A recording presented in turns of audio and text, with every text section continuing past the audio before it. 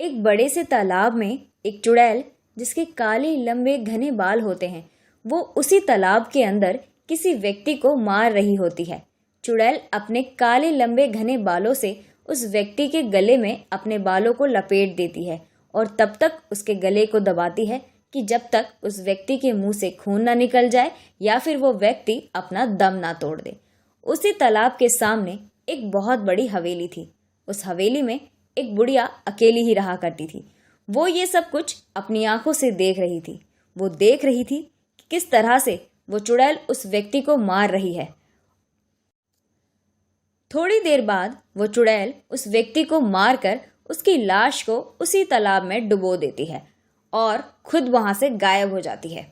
कुछ दिनों बाद अमन अपनी गर्लफ्रेंड दिया और पवन अपनी गर्लफ्रेंड रिया के साथ घूमने का प्लान बनाता है। वो चारों अपनी एक कार लेकर रात को जंगल के रास्ते निकल जाते हैं, परंतु उनकी कार जंगल में ही खराब हो जाती है। जिसके बाद अमन पवन से बोलता है, अरे भाई क्या करें, ये कार तो तालाब के पास इसी जंगल में खराब हो गई। अब इतनी रात को कुछ ना कुछ तो करना ही पड़ेगा, यूं जंगल में भटक तो सकते नहीं हैं हम। ओ भाई, रात तो गुजारनी ही है, इसके लिए हमें कुछ ना कुछ तो देखना ही पड़ेगा। एक काम करते हैं, थोड़ा आगे चल के देखते हैं, क्या पता रात गुजारने के लिए कुछ मिल जाए। ओ गाइस, तुम्हें जो करना है तुम वो करो, क्योंकि मैं बहुत ज़्यादा थक चुकी हूँ और इस जंगल में मुझे बहुत डर लग रहा है। अब चारों दोस्त जंगल से बाहर निकलते हैं, जहां उन्हें थोड़ी ही दूर पर तालाब नजर आती है। उस तालाब के सामने एक बड़ी सी हवेली थी। उस हवेली को देख दिया बोलती है, गाइस वो देखो हवेली, मुझे लगता है कि हमें वहां जाना चाहिए, क्या पता कोई हमारी मदद कर दे। तुम बिल्कुल सही बोल रही हो स्वीटहार्ट, चलो चलते हैं। अब वो चारों उस हवेली की ओर बढ़ने लगते हैं। कुछ ही देर बाद वो चारों उस हवेली तक पहुंच जाते हैं और हवेली का दरवाज़ा खटखटाने लगते हैं। तभी एक बुढ़िया हवेली का दरवाज़ा खोलती है और उन चारों को देखने लगती है।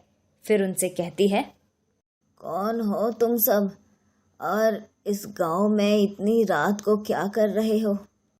वो एक्चुअली हमारे दोस्त आज नाइट आउट के लिए निकले थे और तभी हमारी गाड़ी यूं जंगल में ख़राब हो गई है और हमें रात गुजारने के लिए कुछ चाहिए और इस हवेली के सिवाय हमें कोई ठिकाना नज़र नहीं आ रहा।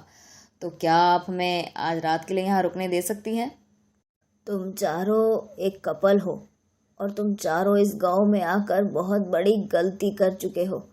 यहाँ कोई भी कपल जिंदा नहीं रहता। अगर तुम चारों जिंदा रहना चाहते हो तो तुम चारों को अपनी रात अलग अलग बितानी होगी, अलग अलग कमरे में रहना होगा, नहीं तो वो चुड़ैल तुम चारों को मार डालेगी। चुड़ैल कोई भी प्यार करने वालों को साथ में रहने नहीं देती। अम्मा, आप जो बोलोगे हम वो करेंगे, बस आज रात के लिए हमें यहाँ रुकने दो, हमारे पास रात गुजारने के लिए कुछ भी नहीं है। तो फिर ठीक है, तुम चारों हवेली के अंदर आ जाओ, मैं तुम चारों को तुम्हारा कमरा दिखा देती हूँ। जानू, मुझे बिल्कुल भी अच्छा नहीं लग रहा कमरे में अकेले। तुम थोड़ी देर के लिए मेरे पास आ जाओ और देखो ना, मुझे तो नींद भी नहीं आ रही। ओके स्वीटहार्ट, मैं अभी आता हूँ, तुम कमरे का दरवाज़ा खुला रखना। जानू, खिड़की खुली हुई है और तुम ज़रा इसे बंद कर दो, वरना हमें कोई साथ में देख लेगा तो।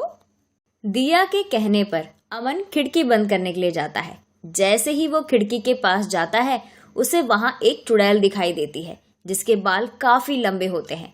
वो चुड़ैल अपने लंबे बालों से अमन की गर्दन को पकड़ लेती है और उसके गर्दन को तब तक दबाने लगती है कि जब तक उसका दम ना टूट जाए।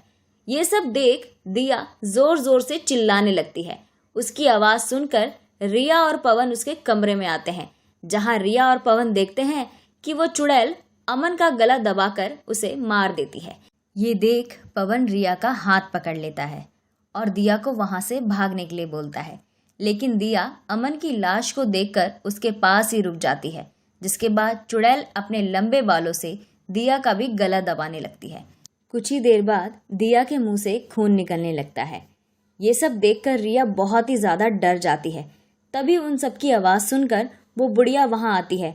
बुढ़िया ये सब कुछ देखकर समझ जाती है कि आखिर ये सब वो चुड़ैल कर रही है। तभी बुढ़िया पवन और रिया को वहाँ से भागने के लिए कहती है और उन्हें अपने साथ एक दूसरे कमरे में ले जाती है। वो चुड़ैल कौन है और क्यों हमारी जान के पीछे पड़ी हुई है? हम तो पहली बार इस गांव में आए हैं और हमने आज तक किसी का कोई बुरा नहीं किया। अम्मा, इससे बचने का कोई तो रास्ता होगा ना?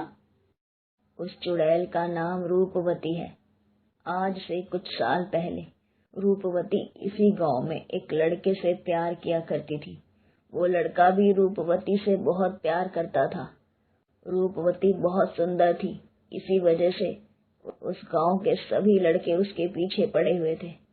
कई बार तो रूपवती जिससे प्यार करती थी, शेखर, उसके दोस्त भी रूपवती की सुंदरता को देखकर शेखर के सामने उस पर लाइन मारा करते थे। अब शेखर का प्यार रूपवती के लिए कम होने लगा था। अब शेखर रूपवती की सुंदरता से जलने लगा था और रूपवती इस बात से अनजान एक दिन खुशी खुशी शेखर के घर जाती है और उससे कहती है, उसके प्यार ने ही उसकी सुंदरता को छीन लिया। शेखर ने उसके बालों को काट दिया। रूपवती अपने बालों से बहुत प्यार करती थी और जब शेखर ने उसके बालों को काट दिया तो पूरा गांव उसका मजाक बनाने लगा। ये सब कुछ रूपवती बर्दाश्त नहीं कर पाई और इसी तालाब में उसने खुदकुशी कर ली। तब से वो हर प्रेमी जोड़े को मारने लगी। तालाब के पास जो भी प्रेमी जोड़ा आता वो उसे मार देती और तुम चारों ने भी यही गलती की है, इसीलिए अब वो तुम सबको मार डालेगी।